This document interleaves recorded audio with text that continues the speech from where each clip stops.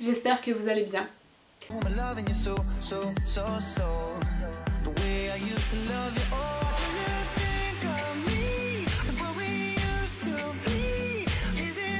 Alors donc aujourd'hui on se retrouve pour parler cheveux.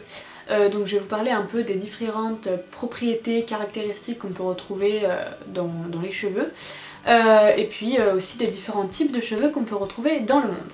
Donc on va commencer par les propriétés du cheveu. Tout d'abord, le cheveu a une propriété de résistance. Alors quand je parle bien sûr de propriété de résistance, là je parle, les chiffres que je vais vous donner, c'est vraiment pour une seule mèche de cheveux, enfin juste seulement pour un cheveu. Donc en gros, les chiffres que je vais vous donner, vous les multipliez par 100 000 ou plus, parce qu'on a à peu près jusqu'à 100 000 ou plus de cheveux sur le crâne. C'est quand même énorme. Donc les cheveux, donc je disais, ils ont une propriété de résistance. Ils sont donc très solides, ils résistent à l'écrasement et aussi à une traction modérée. Une traction modérée, ce qui veut dire que si vous tirez un peu fort sur vos cheveux, vous voyez que ça résiste. Essayez, voilà, vous verrez que ça résiste. Par contre, si vous tirez vraiment fort, vous prenez un cheveu, vraiment une seule mèche de cheveux et vous tirez vraiment fort, vous verrez que ça va s'arracher au bout d'un moment. Pour des cheveux sains, enfin pour une tige pilaire saine, elle peut supporter jusqu'à 80 à 100 grammes avant la rupture. Donc imaginez, prenez juste un seul cheveu, mettez jusqu'à 100 grammes au bout, et si vous avez les cheveux sains bien évidemment, et ça tient avant la rupture. Par contre si vous mettez 200 grammes, ça s'arrache direct. Voilà, donc ça c'est pour une seule mèche de cheveux, donc imaginez multiplié par 100 000. Voilà, d'ailleurs on voit des fois dans des cirques ou des spectacles ou quoi que ce soit, des gens qui supportent des choses avec toute leur chevelure. Moi par contre qui ai les cheveux sensibilisés parce que j'ai fait des couleurs, j'ai fait aussi quelques mèches, tout ça, enfin voilà, j'ai fait pas mal de choses. Une seule mèche de mes cheveux peut supporter jusqu'à 60 à 80 grammes avant la rupture. C'est quand même énorme hein, parce que c'est pour une seule mèche de cheveux, donc c'est pas mal. Et par contre si vraiment vous avez les cheveux très sensibilisés parce que vous avez fait plein de couleurs, plein de mèches, plein de permanentes, enfin voilà, vous avez vraiment les cheveux très sensibilisés, vous le remarquez d'ailleurs au toucher, ils sont pas du tout doux, c'est de la paille, enfin voilà.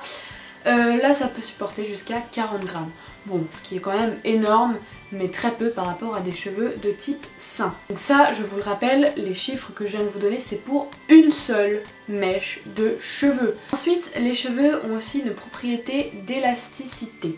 Ce qui veut dire que, je vais lire parce qu'il y a une longue phrase, dans certaines limites, le cheveu est capable de s'allonger par traction pour reprendre sa longueur initiale. Ce qui veut dire que si vous tirez un peu, vos cheveux font une longueur, voilà, moi mes cheveux font une certaine longueur, et si je tire un peu, ils peuvent faire 2 ou 3 mm de plus. On vous surtout pour des cheveux qui sont bouclés. Quand vous avez des cheveux bouclés ou très frisés, vous remarquez que quand vous tirez, vous tirez un cheveu, et ben il y a une certaine longueur qui... Voilà, il y a une certaine longueur, et quand vous lâchez, ça reprend en fait sa forme initiale. Le cheveu est aussi hydrophile, ce qui veut dire qu'il absorbe l'eau, mais il a également une propriété d'absorption en quelque sorte, parce qu'il absorbe aussi l'eau certes, mais aussi les produits chimiques, comme par exemple quand on fait des couleurs, ou des permanentes, ou des décolorations, ou des défrisages, ou quoi que ce soit. C'est pour ça que ça tient un peu plus longtemps, qu'on dit des fois que c'est permanent, parce que ça absorbe les produits, certains produits chimiques qui font que ça tient dans le temps. Donc c'est pour ça que ne faites pas n'importe quoi avec vos cheveux parce qu'ils absorbent certains produits chimiques et ça peut être très mauvais. Le cheveu a aussi une propriété plastique, ce qui veut dire qu'il peut prendre une nouvelle forme temporairement. Pas facile à dire ce mot. Donc par exemple, vous remarquez quand vous faites des brushings ou si vous avez des cheveux bouclés que vous voulez lisser ou pour moi par exemple quand je me fais des boucles ou quoi que ce soit, les cheveux ils ont tous une forme initiale. Bouclés, frisés, ondulés, qui partent en... Je sais pas, par exemple il y en a un côté qui rebique ou quoi que ce soit, ils ont tous une forme initiale. Quand vous voyez de toute façon quand vous sortez de la douche, si vous séchez les cheveux naturellement, ils prennent une certaine forme. Et temporairement, vous pouvez, quand vous allez chez le coiffeur ou quand vous lissez les cheveux, etc., ça tient un certain temps, mais c'est une forme temporaire. Ils ont aussi une propriété électrique, ce qui veut dire qu'ils s'électrisent par frottement, ou vous le voyez aussi en hiver quand on met des pulls ou le mélange entre... enfin le mélange, quand vous passez du chaud au froid, enfin voilà, ça s'électrise assez facilement. Et la dernière propriété, c'est la propriété de conservation. Les cheveux ne pourrissent pas, ils sont imputrexibles.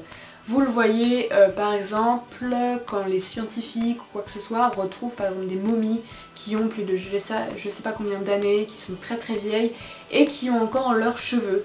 Voilà, les cheveux vraiment ne pourrissent pas. D'ailleurs, sachez qu'après la mort, il peut arriver que les cheveux pendant un certain temps, pas bien sûr pendant des mois ou hein, ou des années, mais il peut arriver que les cheveux poussent encore pendant quelques jours.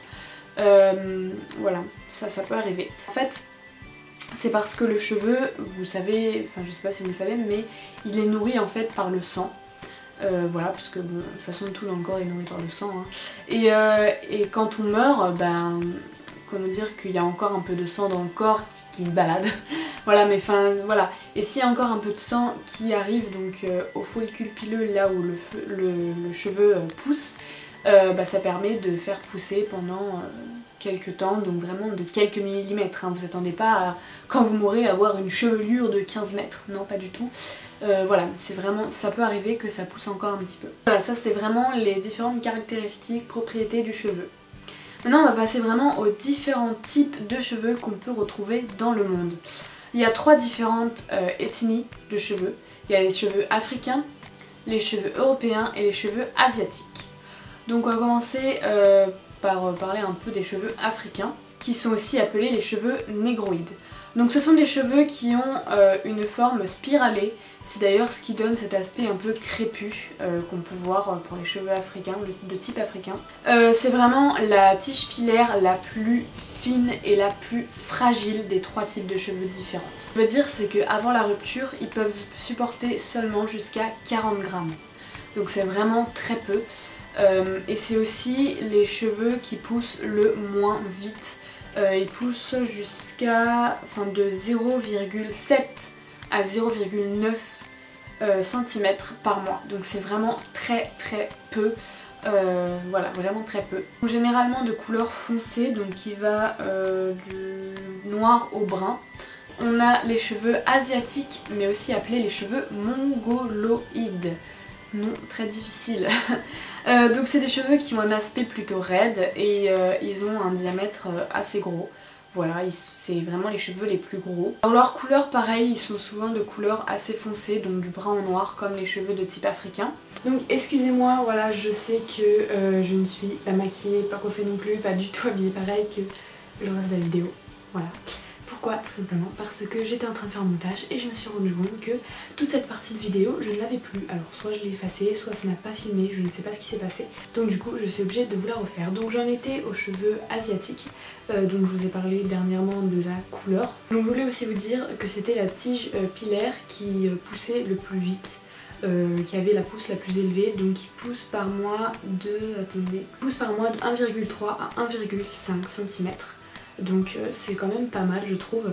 Et c'est la tige pilaire aussi qui est la plus résistante. Ils peuvent résister donc jusqu'à 100 à 140 grammes, enfin une seule mèche de cheveux comme d'habitude.